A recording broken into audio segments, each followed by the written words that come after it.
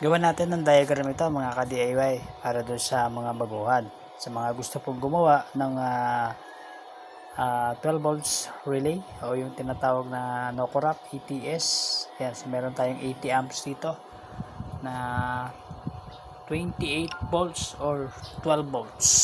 Ayan, pwede kasi siya sa 28 volts. So ganito connection mga ka-DIY. Tuloy natin. So, unahin ko nang ipaliwanag yung dito sa ating negative positive ng battery. Sa B+, ito yung wire niya, no? Positive to.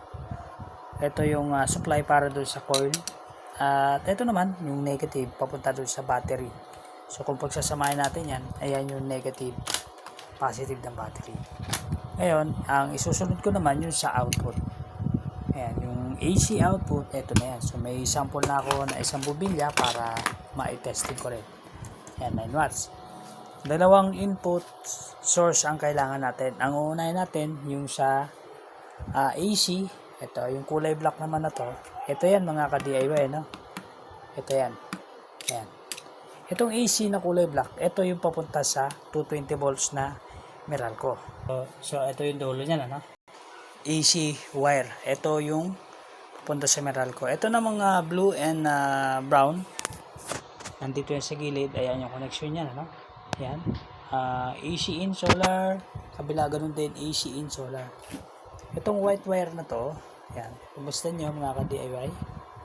Ito naman ay papunta doon sa aparato natin sa isang plug and play. Ito yun. Yung dulo. No? Saksak natin siya dyan. Ayan. Bali, ang source natin ay para sa Meralco at para sa solar. Ayan, so AC in solar, AC in Meralco. So ito kasi parehas ito naka-solar. Ito, supply pa rin ito ng solar dahil dito po yan. Ngayon, papakita ko sa inyo mga ka-DIY kung paano siya gagana. So, kailangan natin ito lagyan ng supply ng battery. Ngayon, unahin muna natin paganahin yung supply ng solar, no? So, pagmasdan nyo mga ka-DIY yung aking wiring, ano? So, isang halimbawa ng wiring natin ay ganito. So, meron tayo ng 9 watts. At ito, yung dulo ng wire, ikakabit ko dito sa battery. Yan. So, nagkaroon na ng supply dito sa ilalim. Dito sa may AC solar o dito mismo sa may output. Nasa ilalim na yan mga ka-DIY, ayan yung sa solar.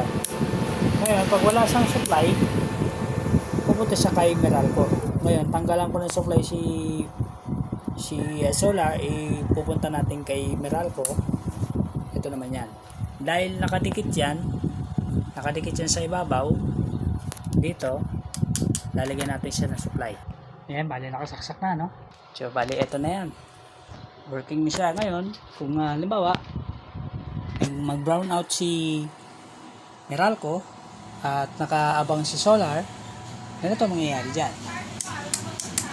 Ayan, kahit na anong gawin natin dyan, kahit sa camera mahuhuli mo talaga kung may corrupt o wala eh. Ayan.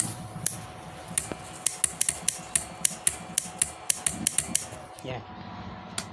Yan ang kagandahan sa mayroong ATS no corrupt.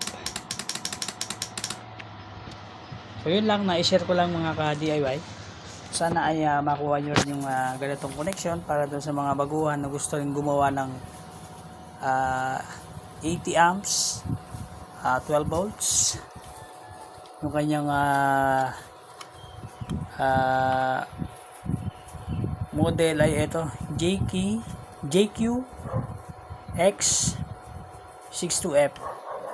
So yun ang hanapin nyo mga ka-DIY. So ganun lang mga ka-DIY, na-share ko lang sa mga gusto pong gumawa ng pang auto transfer. Ito po, pwede po ito. Pero meron namang hindi na kailangan ng ganito, yung 220 ay yung 12 volts, pwedeng gawing 220 volts kasi merong dalawang klase ito, may pang 12 at may pang 220 volts. So yun lang mga ka-DIY, sana ay nakuha nyo dahil ito naman ay nasubukan natin mag-share ng ating wiring. So sabi ko, gawan ko ng video para may makakuha at ayun, malay nyo magawa nyo din sa inyong setup. Yun lang.